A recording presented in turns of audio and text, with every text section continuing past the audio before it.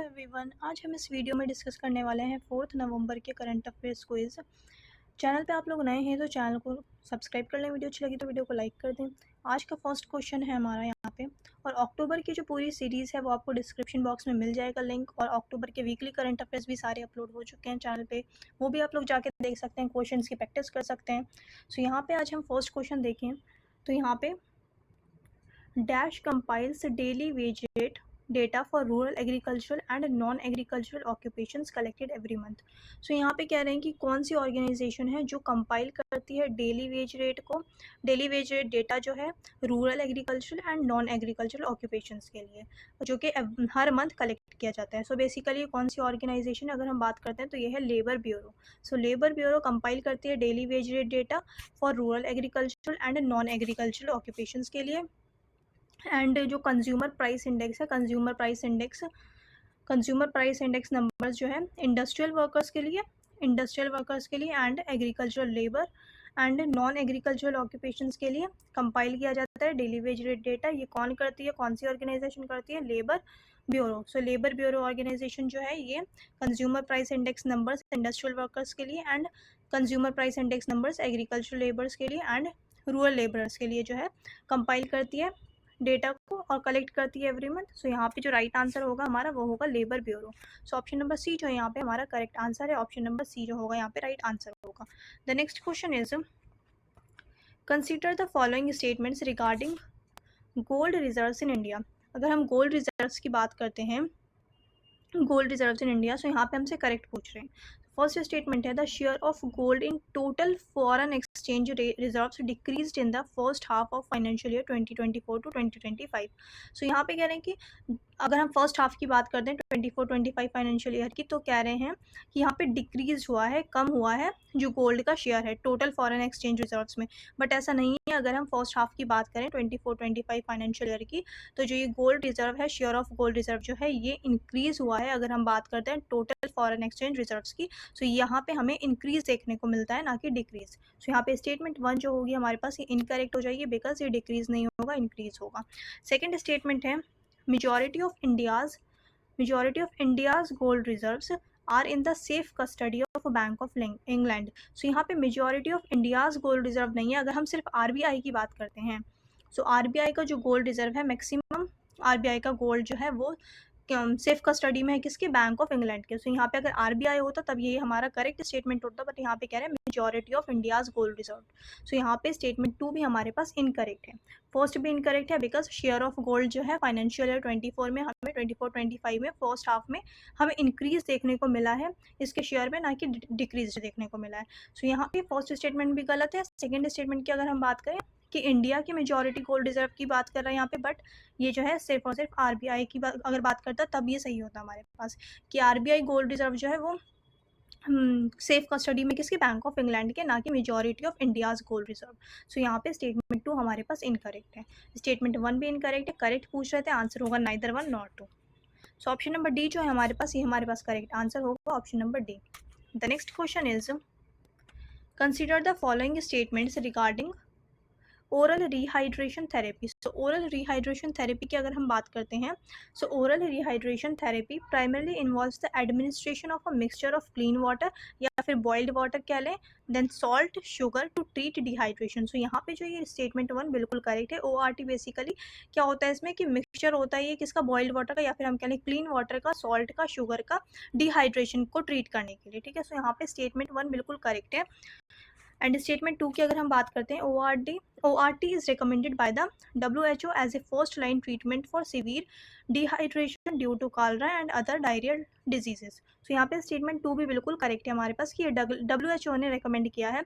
अगर आप ORS लेते हैं तो उसकी पैकेट पे आप देखेंगे कि वो WHO वहाँ पे लिखा रहता है कि WHO की रिकमेंडेशन है ये, सो रिकमेंडेड बाय द WHO। सो ये लिखा रहता है पैकेट पे, अगर आपने कभी ध्यान दिया होगा तो। सो यहाँ पे स्टेटमेंट 2 जो है यहाँ पे बिल्कुल करेक्ट है एंड स्टेटमेंट 1 भी बिल्कुल करेक्ट है। थर्ड स्टेटमेंट की अगर हम बात करें, ORT requires the use of specialised pharmaceutical grade solutions to be effective. So यहाँ पे स्टेटमेंट 3 बिल्कुल इनकरेक्ट है, क्योंकि ये ज़रूरी नहीं है कि स्पेशलाइज्ड हो, बेसिकली फार्मास्यूटिकल सोल्यूशन हो। सो ऐसा नहीं होता।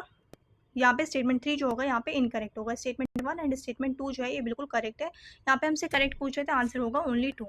सो ओनली 2 जो होगा यहाँ पे राइट आंसर होगा option number B. Option number B is the right answer. The next question is consider the following statements regarding farm fires. So farm fires की अगर हम बात करें, farm fires have been consistently increasing in the last 5 years during paddy harvest season. So अगर हम 5 years की बात करते हैं तो अगर पिछले साल देखें या उससे लास्ट ईयर हम देखें 2019, 2020 या 21, 22 की अगर बात करें तो वहाँ पे हमें हार्वेस्ट सीजन में फार्म फायर्स जो है उसमें इंक्रीज देखने को मिलता है। बट यहाँ पे कह रहे हैं कि consistently increasing in the last 5 years।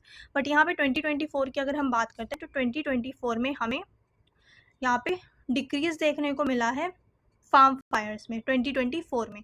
तो दैट्स वाई ये स्टेटमेंट जो होगी हमारी इनकरेक्ट होगी, क्योंकि लगातार 5 साल की बात करें और 2024 में हमने देखा है कि यहाँ पे हमें जो फार्म फायर्स है वो हमें बहुत लो देखने को मिला है, ठीक है, 2024 में। सो यहाँ पे स्टेटमेंट 1 जो होगी हमारे पास इनकरेक्ट होगी। सेकेंड स्टेटमेंट की अगर हम बात करते हैं, Punjab records the highest number of farm fires in India. So यहाँ पे पहले अगर हम बात करते हैं तो पंजाब है, तो यहाँ पे ये स्टेटमेंट जो है बिल्कुल करेक्ट है। और पहले की अगर हम बात करें, जैसे अभी 2024 2023 की 2022 में सेकंड प्लेस जो था वो किसका था, हरियाणा का, थर्ड पे यूपी था। बट अब जो है अगर हम 2024 की बात करते हैं तो टॉप पे तो पंजाब है और सेकंड पे जो है अब क्या हो गया है, यूपी ने रिप्लेस कर दिया हरियाणा को। सबसे ज़्यादा फार्म फायर्स देखने को मिले पंजाब में, सेकंड नंबर पे यूपी में एंड थर्ड नंबर पे हरियाणा पे। सो हरियाणा जो है थर्ड नंबर पे एंड यूपी सेकंड नंबर पे है। तो इस चीज़ को आपको जहन में रखना है कि Punjab records the highest number of farm fires. Highest number of farm fires हमें देखने को मिला है पंजाब में। सेकेंड जो स्टेट है वो है उत्तर प्रदेश, थर्ड स्टेट होगा हरियाणा। सो यहाँ पे स्टेटमेंट 2 जो है करेक्ट है, स्टेटमेंट 1 इनकरेक्ट है, बिकॉज 2024 में हमें यहाँ पे ऑल टाइम लो देखने को मिला है farm fire. That's why statement 1 जो होगी हमारे पास इनकरेक्ट होगी। यहाँ पे हमसे करेक्ट पूछ रहे थे, सो राइट आंसर जो है वो है ओनली 2।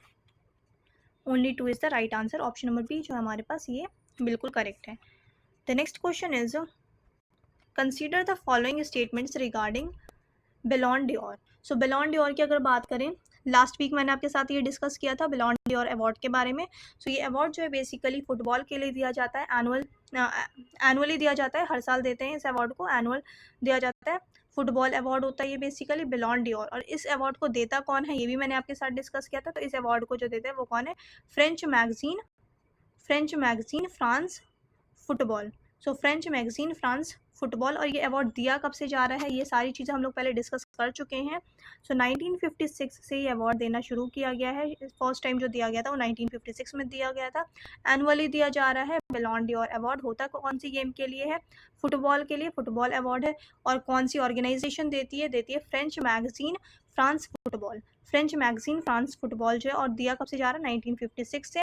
सो यहाँ पे जो स्टेटमेंट 1 जो होगी हमारी इनकरेक्ट हो जाएगी, बिकॉज यहाँ पे कह रहे हैं कि it is annual football award presented by FIFA. So FIFA नहीं देती है। अभी हमने इतनी बार डिस्कस कर लिया कि फ्रेंच मैगजीन फ्रांस फुटबॉल जो है ये ऑर्गेनाइजेशन है, ये फुटबॉल अवार्ड जो है बेलॉन डियोर ये हर साल एनुअली देती है फुटबॉल अवार्ड, और 1956 में पहली बार दिया था। सो यहाँ पे जो अगर सेकेंड स्टेटमेंट की अगर हम बात करें, और सबसे ज़्यादा अगर हम बात करते हैं, यहाँ पे लिखा है कि Ronaldo has won the award maximum number of times. So Ronaldo की अगर हम बात करते हैं तो ये सेकंड हाईएस्ट अगर हम बात करें तो रोनाल्डो होगा। फर्स्ट हाईएस्ट अगर हम बात करते हैं कि हाईएस्ट जो नंबर ऑफ अवार्ड्स जो मिले हैं वो किसको मिले हैं, लियोनेल मेसी को। सो मेसी को सबसे ज़्यादा अवार्ड मिले हैं। कितने अवार्ड मिले हैं, अगर हम मेसी की बात करते हैं तो मेसी को बेलॉन डियोर अवार्ड मिले हैं 8 टाइम्स और रोनाल्डो को मिला है 5 टाइम्स। सो यहाँ पे जो रोनाल्डो सेकंड हाईएस्ट है और जो हाईएस्ट है वो है लियोनेल मेसी। सो यहाँ पे स्टेटमेंट 2 जो है ये इनकरेक्ट हो जाएगा। स्टेटमेंट 1 जो है ये भी इनकरेक्ट है। यहाँ पे हमसे करेक्ट पूछ रहे थे, सो करेक्ट दोनों में से कोई भी नहीं, neither one not two answer होगा। बेलॉन डियोर एक बार रिवाइज कर लेते हैं। बेलॉन डियोर अवार्ड स्टार्ट कब हुआ था, 1956 में। किस कौन सी गेम के लिए, फुटबॉल के लिए है। एनुअली दिया जाता है, ये भी आपको ध्यान में रखना है, एनुअली दिया जाता है, presented by French magazine France Football.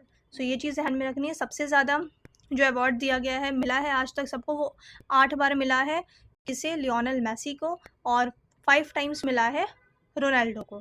सो यहाँ पे दोनों ही स्टेटमेंट हमारे पास इनकरेक्ट है। सो यहाँ पे करेक्ट पूछ रहे थे, आंसर होगा option number D, neither one not two. Option number D जो होगा यहाँ पे राइट आंसर होगा। आई होप आप लोगों को क्वेश्चंस अच्छे लगे होंगे। चैनल पे आप लोग नए हैं तो चैनल को सब्सक्राइब कर लें, वीडियो अच्छी लगे तो वीडियो को लाइक कर दें। अब मिलते हैं नेक्स्ट वीडियो में।